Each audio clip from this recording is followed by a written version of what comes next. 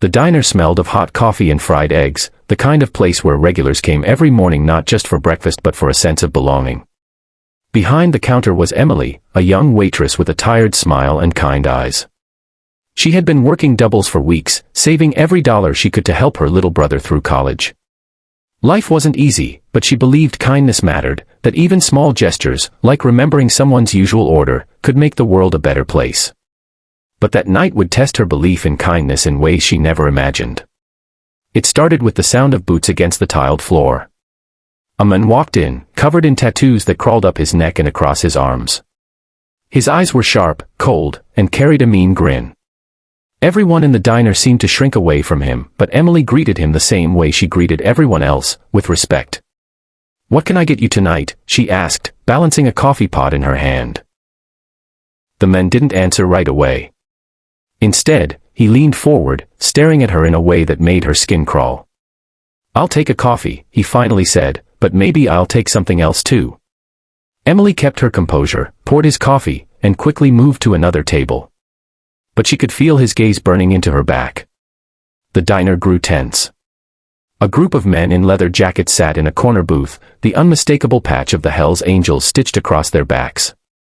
They were quiet, eating, joking among themselves, but they noticed everything. Minutes later, the tattooed stranger stood up. He walked over to the counter, towering over Emily. Without warning, he reached across and yanked at her shirt, ripping the fabric in one violent motion. The diner went silent. Emily froze, humiliated, fear crashing over her like ice water.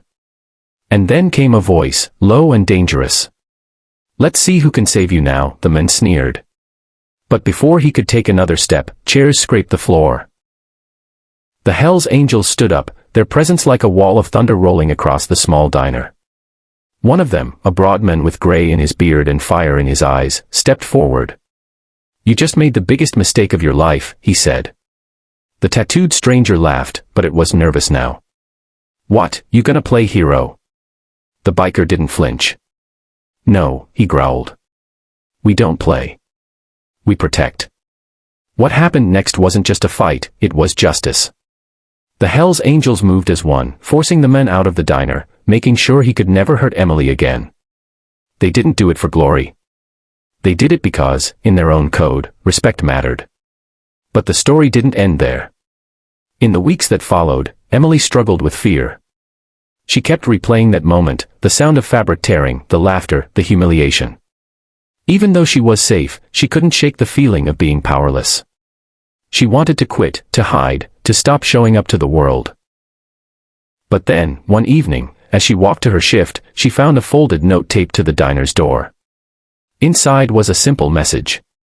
"You are stronger than what happened to you. Don't let him take away your smile. A friend." Emily didn't know it then, but the note came from one of the Hells Angels.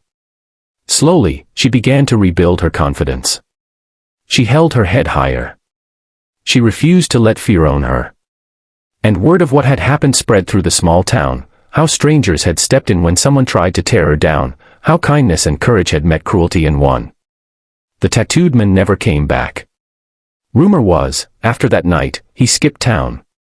He learned that when you target the vulnerable, sometimes the strongest people in the room are the ones you never expect. But the challenges didn't stop there. Emily's life was still hard. She faced bills piling up, long hours, and the weight of carrying her family's struggles on her back.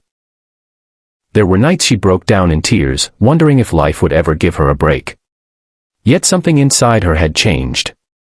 She had seen how, even in her weakest moment, there were people willing to fight for her dignity. That realization lit a fire in her heart. She started standing up for herself in small ways, demanding respect from rude customers, refusing to be pushed around by those who thought a waitress was beneath them. Her kindness never disappeared, but now it was backed by strength. She learned that kindness didn't mean weakness, it meant courage. And the Hells Angels. They became regulars at the diner. They never spoke about that night again, but they always tipped big, always looked out for her, always made sure the diner felt safe. For Emily, they weren't just bikers. They were a reminder that even in the darkest moments, protectors exist. By the time her brother graduated, Emily had saved enough to help him start a new life. On his graduation day, he hugged her tightly and whispered, "You were always my hero." Her eyes filled with tears. For the first time in years, she believed it. Because heroes don't always wear capes. Sometimes, they wear aprons behind a diner counter. And sometimes, they wear leather jackets with angel wings stitched on the back.